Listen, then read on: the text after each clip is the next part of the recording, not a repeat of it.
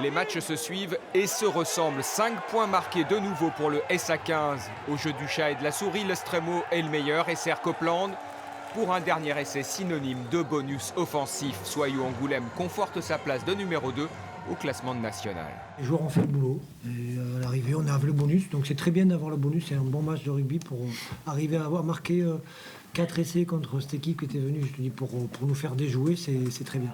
Et effectivement, dans la première période, c'est Bourgoin qui mène le jeu et qui inscrit ce premier essai. Les Isérois ne sont pas venus en victime annoncée, mais avec la hargne de leur position de lanterne rouge au classement. En réponse, 8e minute, Ayarza équilibre les comptes. Le SA15 inscrit ensuite son deuxième essai 5 minutes avant la pause avec Copeland cette fois à la finition. Les Violets virent en tête, mais avec 12-10, rien n'est alors encore fait. Ça fait un peu surprendre.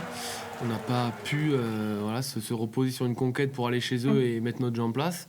Non, eux ont fait une bonne première mi-temps. Ils ont réussi à nous maintenir chez nous et nous, on a eu du mal à s'en sortir.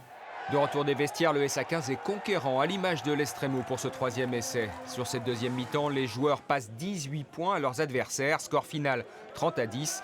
Ils peuvent partir fêter Noël l'esprit tranquille. La phase allée se termine parfaitement. Le meilleur et unique moyen pour viser une remontée en fin de saison.